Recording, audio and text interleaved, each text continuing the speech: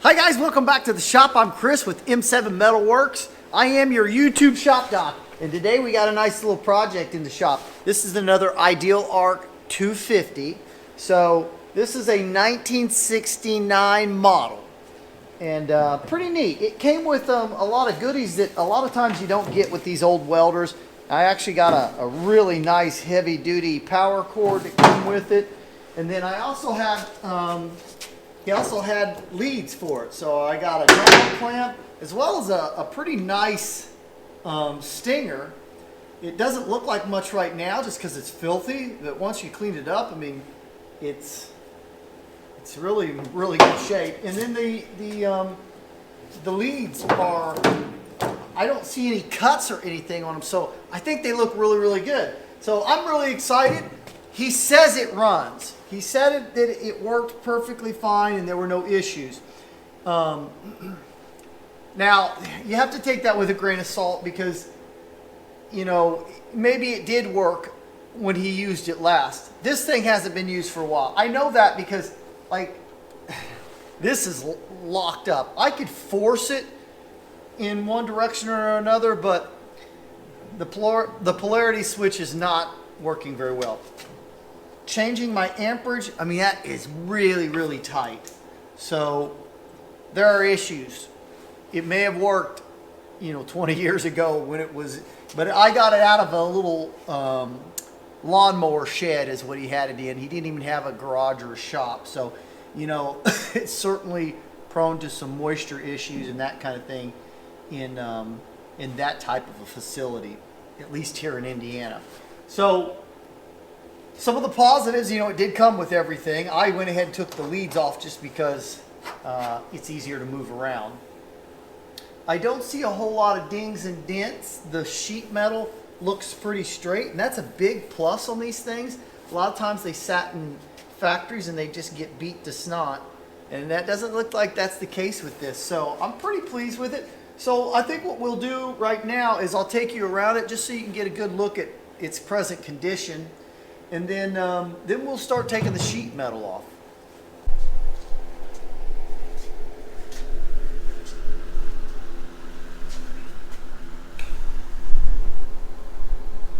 You know, like I said, it does appear to all be there.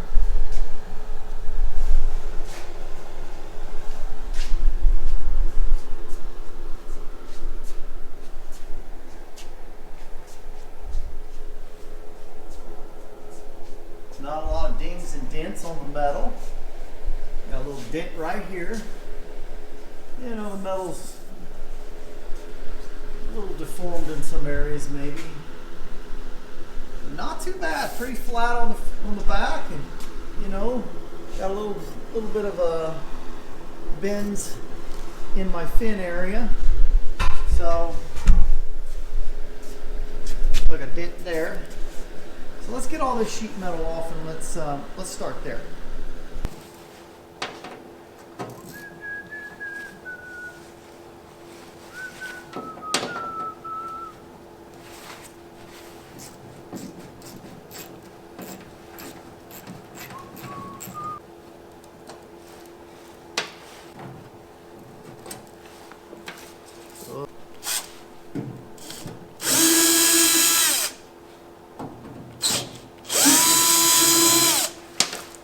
It's a little bit chilly here in the shop today. It's probably 35 degrees outside. So not super cold, but less than comfortable for sure.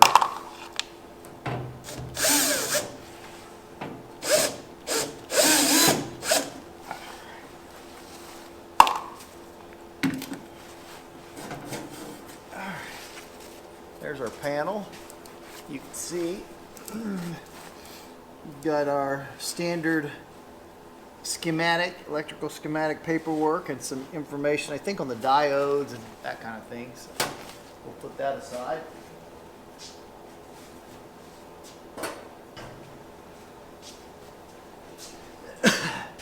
Now what I'll do is I'll take the rest of this off. Whew. Check this out.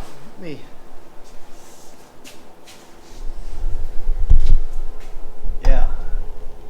maybe we've got a mouse living in there, huh? That's quite a bit of fluff. So if he's still in there, he won't be for long because I got like 4 cats, so he didn't come to the right place if he's here. So let me clean that out, and then I'll get to this.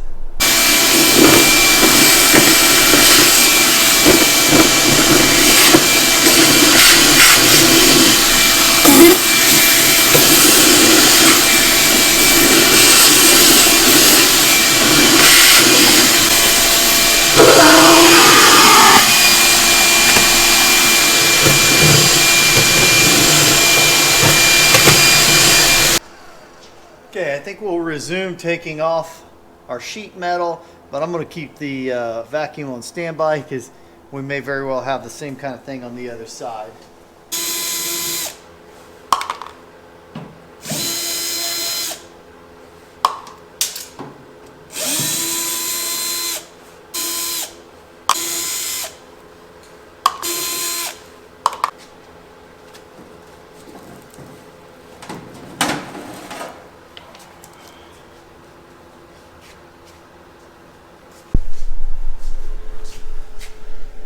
See some stuff in there. It's filthy as can be. Everything looks really good as far as structure and what have you. Even the base doesn't look all rotted away. Of course, it looks solid underneath. I've got some surface rust on it, but that stuff should come off fairly easy.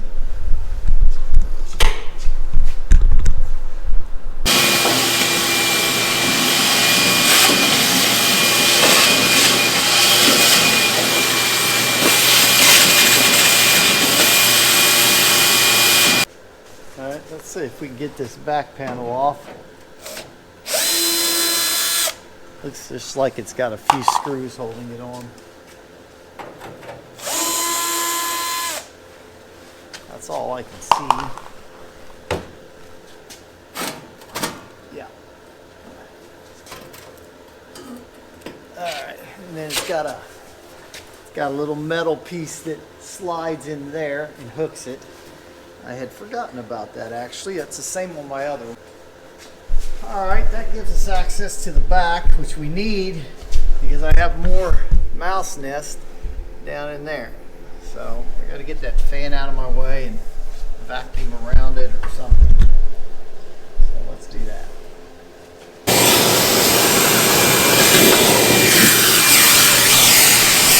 Well, surprisingly, the fan feels pretty good. It seems to rotate just fine. So I'm a bit surprised at that. Now my wiring here has been chewed on by the mice pretty badly. So that's bare metal that you see right there. I'm not sure how well the camera picks that up, but that's bare copper wire, so we don't want to use that. Obviously, you'll have to rewire it, but that's simple.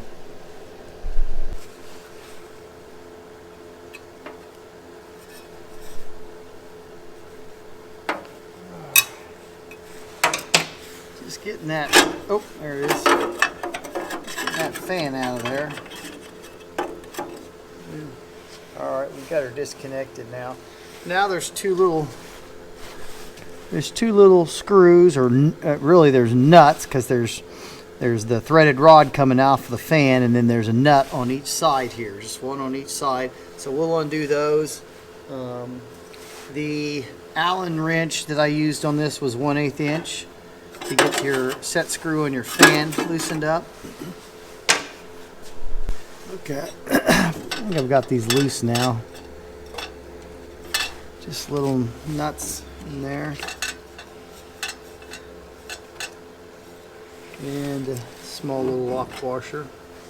So there's your motor. We are going to pull this apart. I don't know how well that comes up on camera. But you can hear that bearing. And the last one I took apart wasn't too long ago on my personal fan, on Idealarc 250, and it was fairly easy to clean those bearings and repack them. So we're going to do that with this as well. And then no sense in trying to keep these wires. They're in pretty bad shape, so I'm just going to clip them.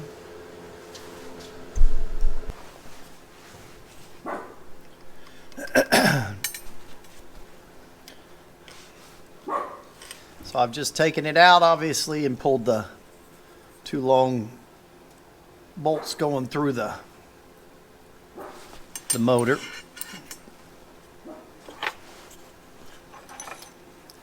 I got just a little lip right here, so I think I'll just see if I can't give that a tap. Try separating this thing. And you can see just a ever so slight gap opening up there.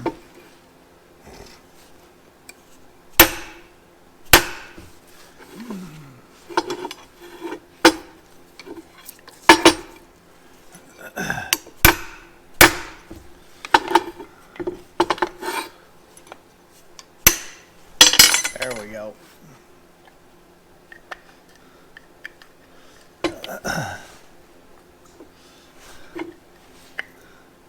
Well, there's your insides. You can tell, I mean, they were built extremely well.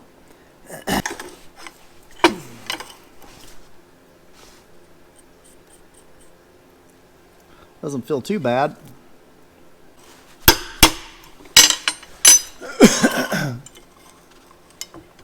Okay, you got just a little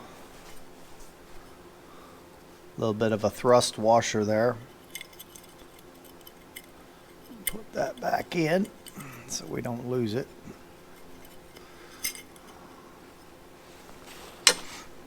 And then there's our other bearing. We're just gonna pull it out.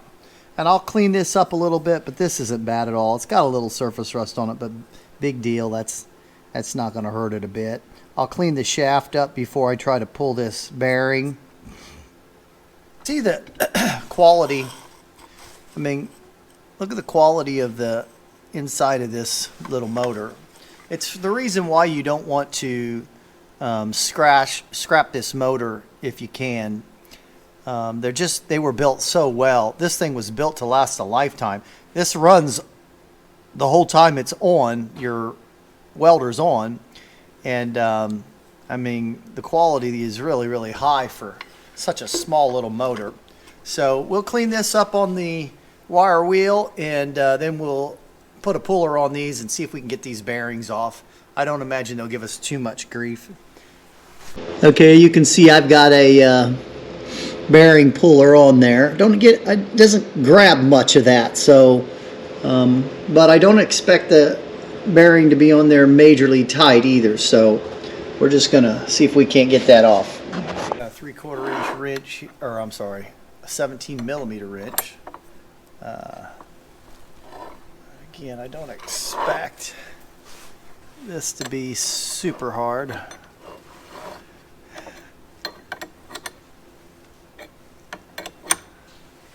Looks like it's pulling it.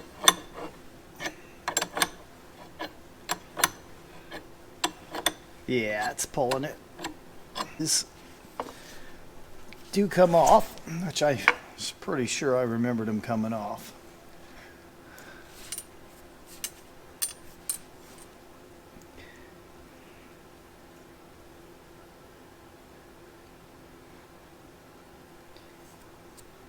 Yeah, definitely we're going to replace these.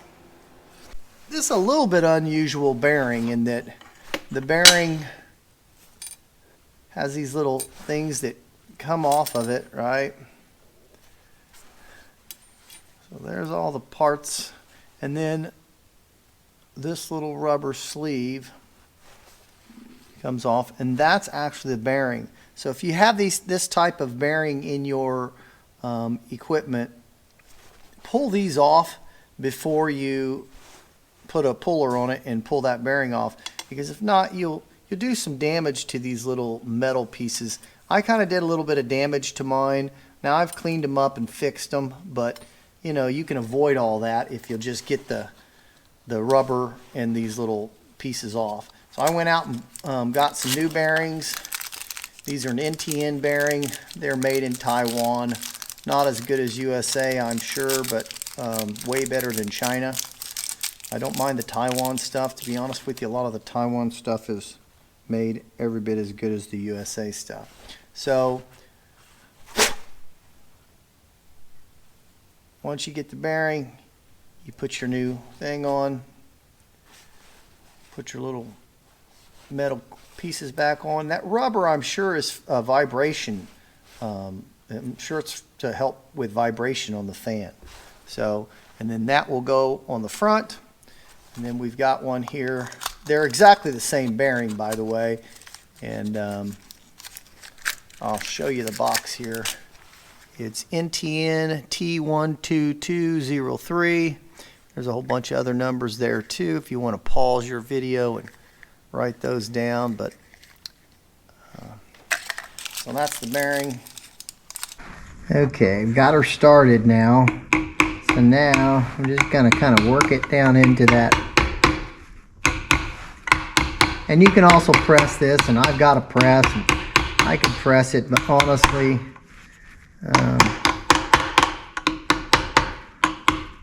this thing doesn't need pressed in. It just needs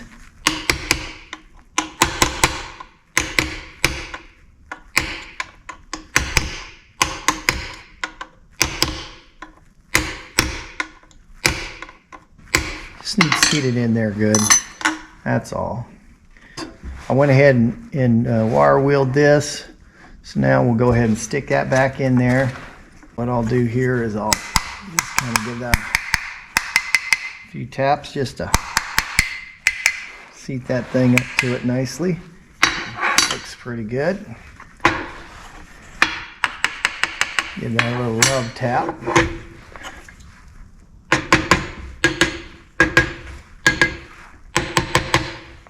Alright, there we go. And now I'll just take the new bearing, and you can see this one here. I'm not even having to pop it in, and that's how they should go in. And the other one was tighter because I had messed up the I had messed it up a little bit. So all right, and then our bolts are going to go through there. So give that a little bit of a tap. Okay, get our through bolts back in there, and this this fan now is essentially brand new. I mean, it's cleaned up. It's got brand new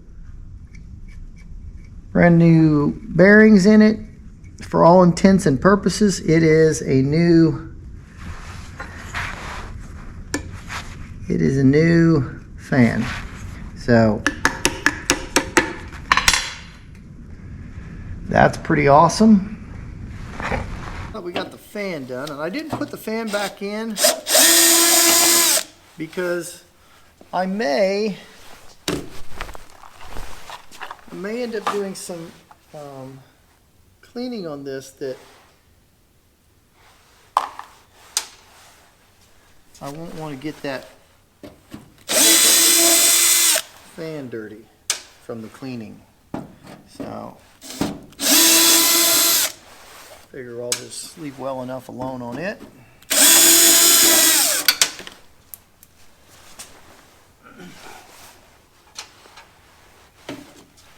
Alright, pull this off. This is so that I can clean it.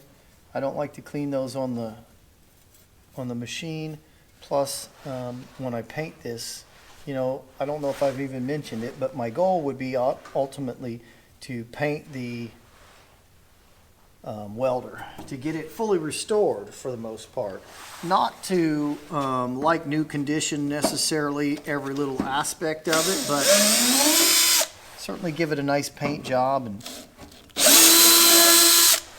have everything functioning the way it's supposed to function so that switches, that one works great, but none of the other stuff is very movable right now. So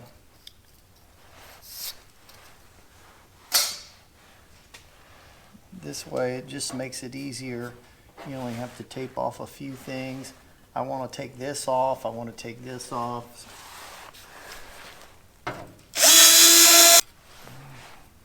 All right, so there's our polarity switch plate.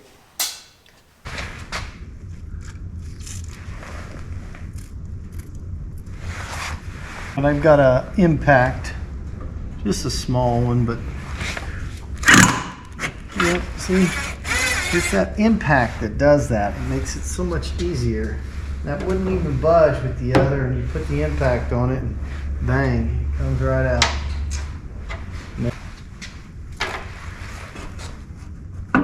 There we go. Okay, there's your plate.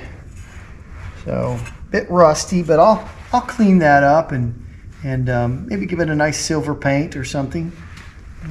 I noticed here, guys, that my indicator isn't attached to the little fork there. It's pretty easy to attach it, but since we're removing everything. And if you notice, there's like a little bit wider cutout here at the end versus this end. And that's just where you would take these and kind of fandangle it through here. Yeah, so looks to me like that might need replacing. I might be able to get Lincoln on the website and actually find one of those. And if not, I bet I can find one of those on eBay or something similar. So, but it definitely looks like it's kind of been bent and messed up. And that's probably why it slipped off the fork.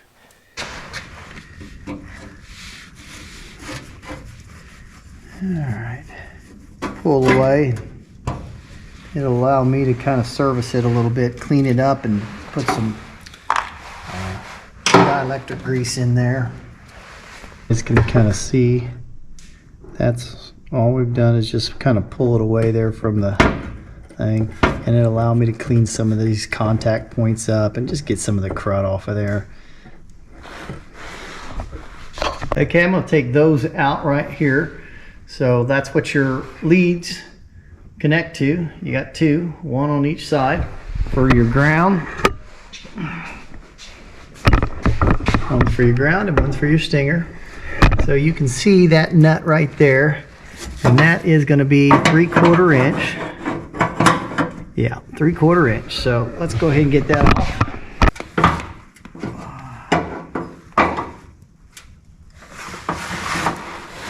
Try to keep that cable there, that solid copper line, from twisting and spinning on me.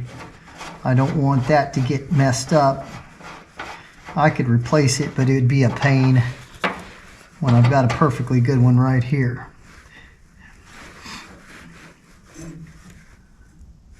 Yeah, so that's good shape. I think this one's a little bit bigger. Yeah, that's probably 7/8. So.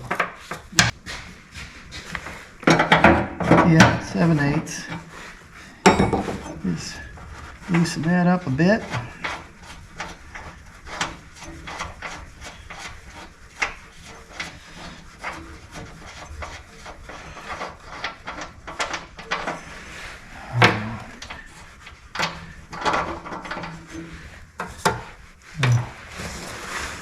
We got a plastic washer, a thick, heavy washer, regular washer, then the brass nut, and then the locking nut on top of that. So that's kind of how that goes. And we should be able to pop that thing out. Let me grab a mallet. All right, so I've just got here a little plastic hammer. I like to get that thing up out of my way.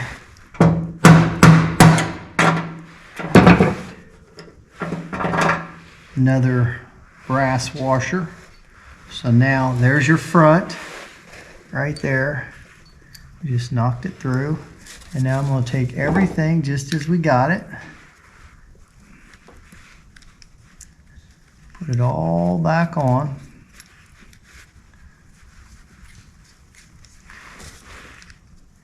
And our lock nut. Okay, and that's it. Simple as that. You can buy those as well, I think. I'm going to go ahead and do the other side, and then we'll have those things done. Okay guys, I'm going to take the polarity switch off now. So I have to loosen this one and this bolt. I've already loosened them both, so I can actually unscrew them by hand now. And I think once I do that, I'll be able to pull it through. I think. It's been a while since I took one of these apart. But that should allow me to be able to take this polarity switch and get it off the front. Disconnect it anyways. I need to get that little guy right there. There's a screw on each side. I need to unscrew that. It's screwed to the faceplate. And ultimately I need to get that faceplate off of there. If we can get the front off this, I've gotten those screws out now. Just got a screw on each of the bottom sides here.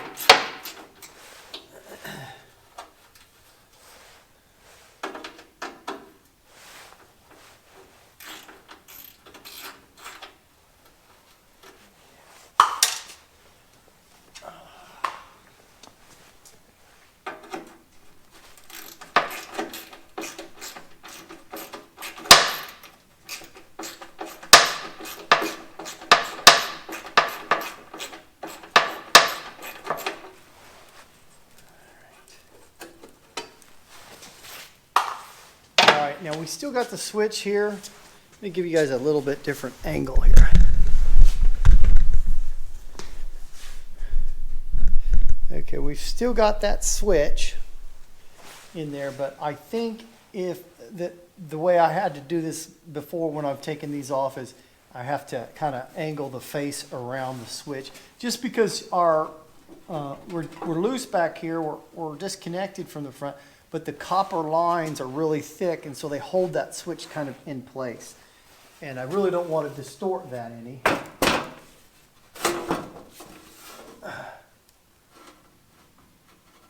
Just kind of making sure I'm not, it doesn't look like I'm attached to anything. I've got the top here. I'm trying to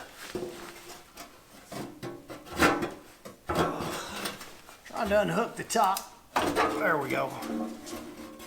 The top's got the same deal as on the other, on the back side. It's got this little tab that drops into that and kind of hooks that, and then down here. But you see why I want to get this front off, because now I have access to my gears, I have access to my switches.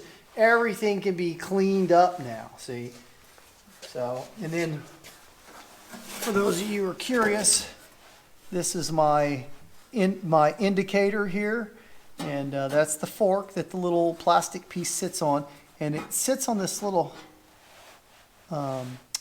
rod sticking off of there, and there's a little bushing there. So if your bushing is worn out, you can always go purchase a new bushing. You can get those at, gosh, I think any farm store in our area has those bushings. Might be a double-sided bushing, so you might have to cut off the flange on one side, but pretty simple to do. So now I can clean this up real good and get this. So let me put this away. This with the face off, obviously. Thought I'd give you guys just a little bit better look at some of this stuff.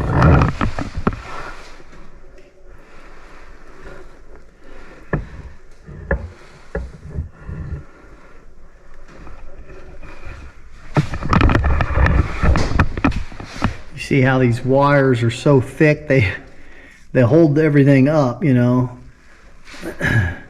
These are the copper bands here are what your lugs attach to.